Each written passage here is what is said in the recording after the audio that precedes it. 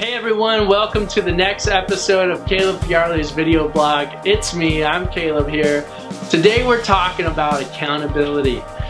This is a word that is very complex for me. I don't know how your relationship is with accountability, but for me, I've struggled with it. So I'm a person that has a personality that is very optimistic. I'm forward thinking. You know, I'm a visionary, okay? So I love to look at the big picture. I like to look 20 years down the road and say, what do I want? You know, I like to look at you and say, what do you want? How can we help get you there? I'm fired up about living your best life, right? So because of this worldview and this visionary mindset I have, sometimes I struggle with, hey, you've got the goal. Have you really been doing the small, kind of boring detail steps to get there? I really let a lot of stuff go because I'm like, it's not shiny, it's not sparkly. I want to chase the adventurous thing. And at the same time, there's a lot of baby steps in there, a lot of boring paperwork of life that you've got to do. I've wrestled with accountability. I've had a hard time really submitting to an accountability relationship with myself. One thing I've always done is looked at external accountability. So accountability partner, relying on a friend or family member, paying somebody to hey, if I don't do this, I'm going to give you $100, or if I don't do this, I'm going to do 100 burpees or whatever it is. Trying to get yourself to kind of muscle your way into accountability. So in the last 3-4 weeks or so, I've had a paramount shift. So I've looked at my accountability from an external perspective from basically up until 4 weeks ago. And now I'm looking at it from an intrinsic values core point of view, right? So how am I accountable to myself? So it's having integrity. I talked about that in the grit video. The integrity is huge. Having integrity with ourselves, I think, is where we find true peace. When I look at my goals, when I look at what I want out of life, how do I want to show up in this very moment? Do I have integrity with myself? And accountability is a great way to use that integrity as fuel for hitting your goals. So, for me, the reason why this is like 4 weeks ago, this is all just turned on its head is I watched a YouTube video that's actually a podcast, the Joe Rogan Experience. If you haven't heard about it yet, I highly recommend checking it out. Joe brings on all kinds of different people, different backgrounds, different perspectives, and just ask them questions, and it's a long format. So usually the podcasts and the YouTube, he has a podcast and he has a YouTube channel. So you can either listen to it or listen and watch. Just depends on how you want to go. So the Joe Rogan Experience, either on a podcast player or the YouTube channel, I'll put a link in this so you can find it, is the way to go. So his kind of claim to fame is long format conversations. So instead of these 20, 10, 5-minute videos, he's doing 2 to 3, sometimes 3.5 hour segments of conversations with people where you really get into deep stuff. Sometimes it's just friendly banter, sometimes it's comedy.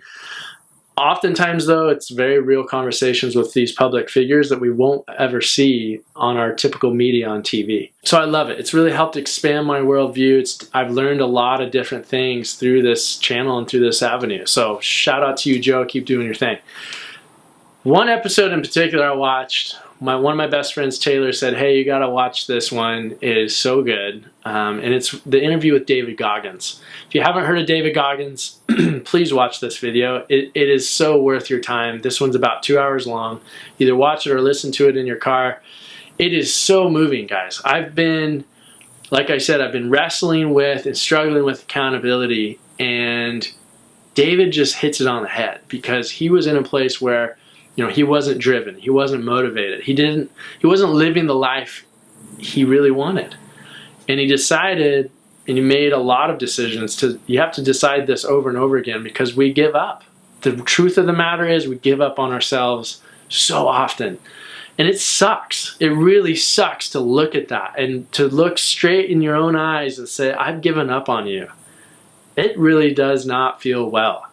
And he started doing that process and said, hey, it's time to stop being this lazy person and to go out there and really go for what you deserve. It's a beautiful story. It's very moving. I highly recommend it. He's unapologetic about it. You know, he's very honest with the fact that we have to be integrous with ourselves. We have to have transparency with ourselves. We have to be willing to really be hard on ourselves. You know, and I think there's a way to be positive with that. You don't have to be criticizing all the time in a negative way. You don't have to put yourself down, but you do have to look yourself in the eye when you've given up. And so, to me, I looked at this story and it just moved me. One of the biggest takeaways was his point of, what are you going to learn about yourself if you're always doing the things you like? If you always do the things that are comfortable, what are you going to learn about yourself? We don't learn through bliss. We learn through suffering. We learn through stress. It's how our bodies have evolved and how are designed to respond to the world around us, to get stronger, to get smarter, to get faster. It's why we are here we are today. We've survived and the dinosaurs haven't. You know, so there's a reason to lean into that instinctual ability to grow and to learn and to push ourselves harder. So his example is, if you're in the gym and you're bench pressing because you love to bench press, right? Every day you're just in there, you're knocking it out, you're getting strong. What are you going to learn? Not much. You're going to learn how much you can bench press, and that's about it. If you hate doing squats and you just don't, your legs burn and whatever, if you always avoid that, you're not going to learn how to put yourself, as David says, to callous your mind, to be hard, and to push through stuff that sucks. You know, he said a really good thing about basically the majority of our life is going to be suffering. There's so many parts of life that suck, and we all have a different amount of suck. We wouldn't want to change our suck with somebody else's. There's just crap we go through, and so how are you going to respond? Are you going to stay comfortable? Are you going to build a little cocoon around yourself and stay in that bubble? Or are you going to break through that thing and live to your highest potential possible? So I loved his point about callousing in your mind. And so my buddy Taylor that said, hey, check this out. I called him after I watched it and we were talking, and we kind of got to this conversation starting about suffering and how are we going to put ourselves in situations that we don't really want to be in, but we can do. Our bodies are ready, our minds are ready, our hearts are ready, and we deserve, in a way, we deserve the suffering so that we can learn and grow to be better men. It was a very powerful conversation. We were just lit up about this stuff. And we got to talking because I was planning on flying out to Oahu, where he lives, for over the 4th of July celebration just a couple weeks ago. And I was like, hey man, is there a 5K, 10K, you know, God forbid, a marathon that we could do to kind of put ourselves in situations that suck, and what can we learn about ourselves? Neither of us are big time runners. I do CrossFit. We rarely have long distance running. It's usually sprints. Once in a while we'll have a mile run or something like that. But 6 miles at a time, because obviously if we're trying to sign up for some suffering, we're not going to sign up for the 1 mile walk or the 5K. We're signing up for the 10K, baby. So we signed up and we're like, okay, let's do this thing. We found this race. It was called a Freedom Run, and it was really a beautiful kind of the universe coming together to just be a life-changing experience for Caleb, myself, and Taylor. But specifically for me, I was moved before I even started on the race because the Freedom Run was called Freedom from Epilepsy. And for those of you that don't know, my brother Brian passed away at the age of 33 from a grand mal seizure. He struggled with epilepsy since he was about 10 years old, and it was something really tragic in my life and for my family to go through. It's really what has driven me to be the best person I can be, and to really fight to live life in the moment and to eat up every minute I have on this earth, because we never know when we're done, and it's an opportunity to leave a legacy of somebody who we lost too soon, but to keep with us every day by, you know, living for him in a way too. So this Freedom Run, Freedom from Epilepsy, put myself in the suffering. I was like, okay, I'm dedicating the last mile to my brother. I hadn't run 6 miles consecutively, so I knew that last mile was going to be where I needed all the extra juice to get me through the finish line. So it was just a beautiful experience. We got off the phone we were fired up about it. A week later, we flew out there. My partner Callie came with me, and she ran the 5K. Olivia, Taylor's partner, ran the 5K as well. And Taylor and I did the 10K. So we got there morning of the race. We were fired up. The first time being in a race experience. It was infectious, man. There was a couple hundred people running this thing. It was very moving to see all of the support for the epilepsy community, to just know that everyone there, probably either firsthand or secondhand, had a connection with somebody who struggled with epilepsy. And it was a very moving experience for me. So we get down there to the starting line. We got our little name badges on and with our numbers and stuff, and you're just feeling the energy. You're waiting for everything to get started, and we took off running. It was great to have my buddy Taylor with me there because he really helped pace me, because I have no experience on long distance running. He had a little bit more. And so, in CrossFit, there's a lot of like 400 meter sprints, 600 meter, the longest we usually do is like an 800 meter lap, maybe 4 times. And so you don't have rest, but you go run 800 meters, you come back, do some workout, go run it again. So it's not just a constant just pounding of the legs on the running. So I'm kind of used to running faster. I'm used to a run versus a paced jog over a long distance. So, we kind of get out of the gate. Taylor's holding me back, and we're trying to stay paced. Run your race, run your race. That's what everybody says that are long distance runners. And so we kind of navigate through the traffic, and then we get in the zone, and we're just running. And about halfway through, people start turning around and passing us. And it was really cool because the people in front of us, I'm a newbie, so I don't know what's going on. People in front of us are like, "Good job, guys, keep going, you got this, you're doing great, keep the pace." They're cheering on the people passing. And I was like, "Oh, that is awesome." So I started cheering on people. You keep the positive energy going, and you forget you're running 6 miles. So about halfway through, though, I was running, and I looked over to Taylor, and I was like, "Damn it, man. I have a very sick feeling right now. And it's that I really like this." And it was a sick feeling to me because I had always had this mindset of, I'm not a runner. I don't like doing this stuff. My sister's run the Boston Marathon twice. She's an amazing runner. I've seen her, and it's inspiring, but I'm like, that's not for me, sis. Good luck, And I was about 3 miles in, and the realization had hit me because I've been dedicated to CrossFit and been working out pretty consistently for about 1.5 years, almost 2 years now. And what that's done for me is helped me build my cardio to places I've never had before. I'm stronger. I've never done Olympic lifting until I started CrossFit. So it's just fun getting in there and becoming more fit. And 3 miles in, I still have my breath. So if you've gone on a run, as soon as you lose your lungs, it sucks after that. You're breathing hard. It's hard to keep your mind calm, all of that. 3 miles in, I was breathing slow. I was literally just like that. That was my breath, in and out. I was keeping it calm. Taylor was helping hold me back. We had a pace, and it felt good. My legs kind of hurt a little bit, but you don't have to focus on that. You can focus on where you're going. Endure the suffering, and what are you going to learn about yourself? And I turned to my buddy Taylor. I was like, "Damn it, I like this, man. I like the suffering," because I could tell I was learning something. I was learning that I have the ability, the dedication, the effort I had put into years and months and days of CrossFit had led me to be in a place as beautiful as Oahu, Hawaii, running for an epilepsy run on a beautiful morning on the 4th of July. It was just such a serene, profound, moving experience for me. And it's the combination of all of those elements, and to realize that, hey man, like the dedication, the work you've been putting into yourself is what's allowed you to be here.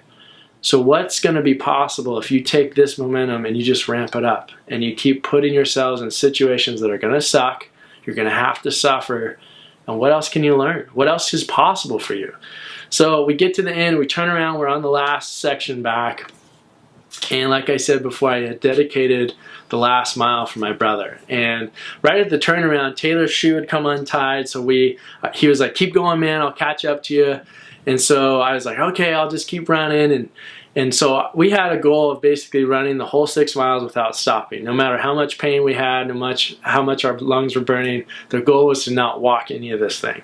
So he was stopping, and I was like, "Man, I'm losing my comrade, but I'm gonna keep going."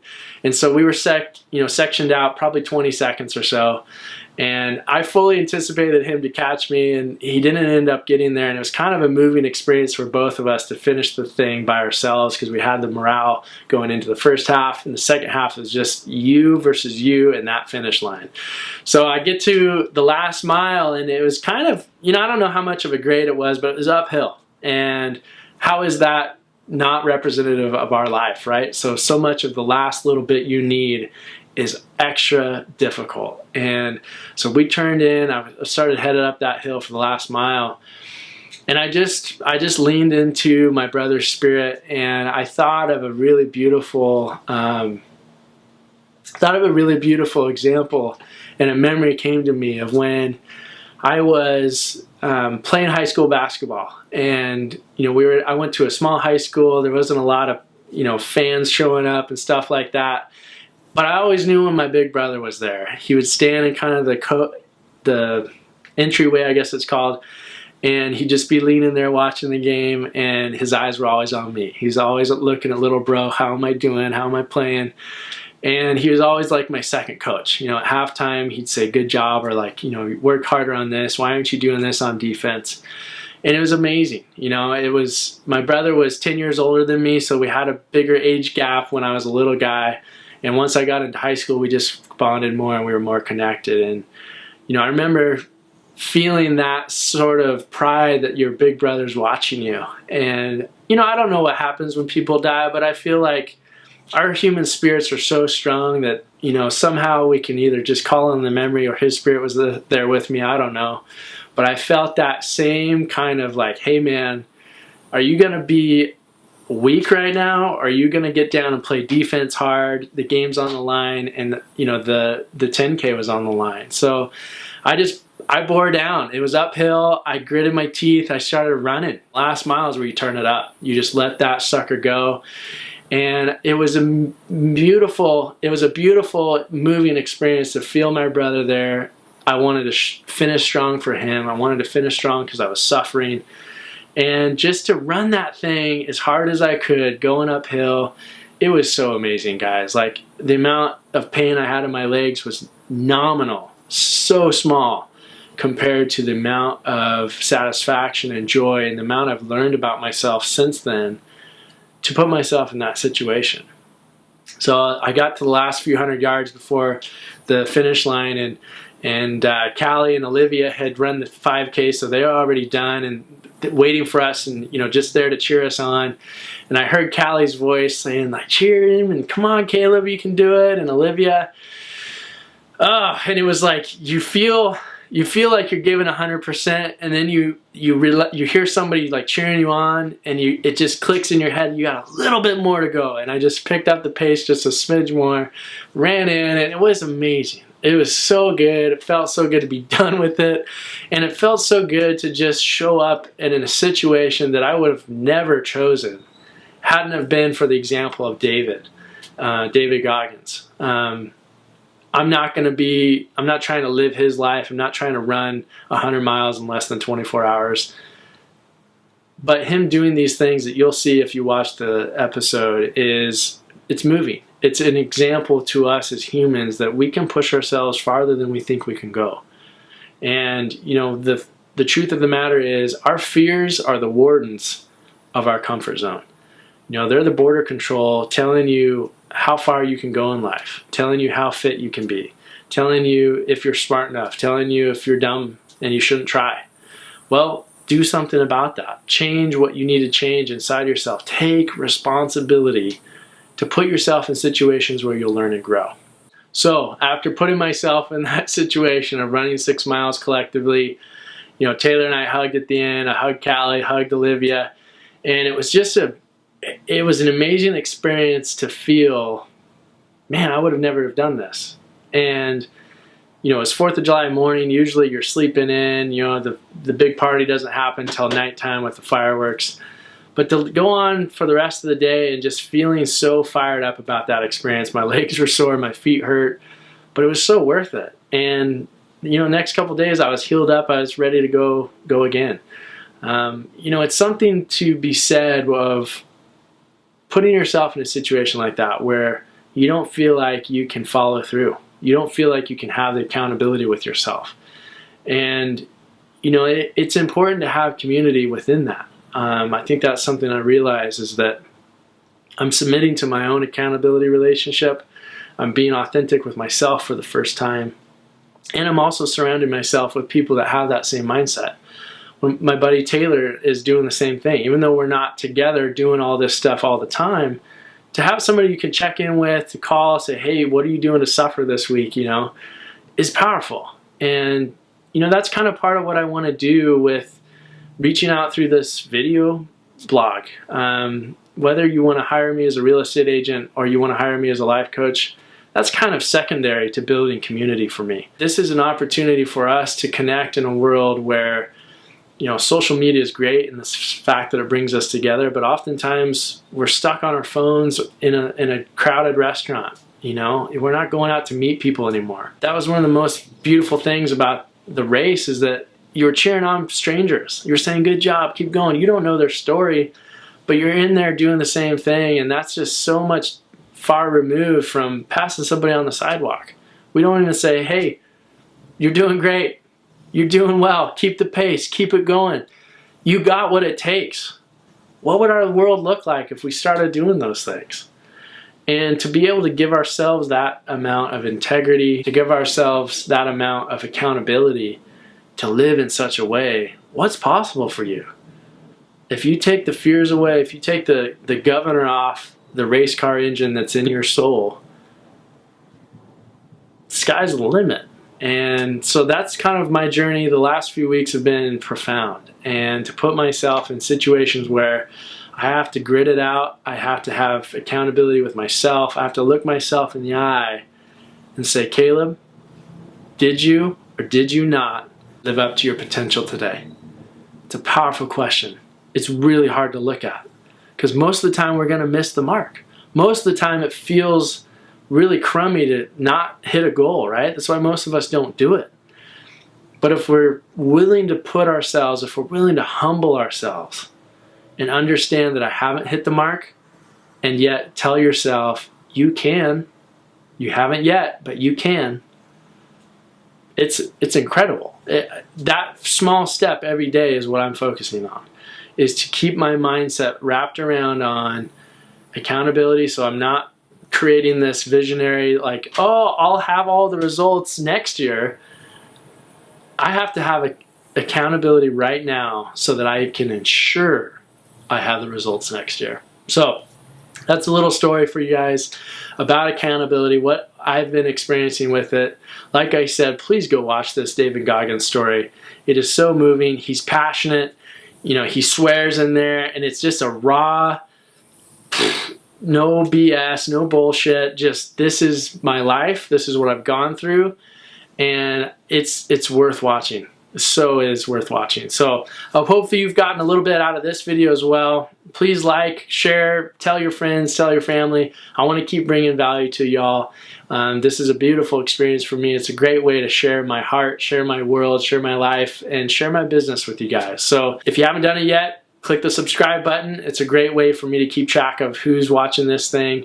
And until next time, keep living with integrity and challenge yourself to live with accountability. All right, cheers.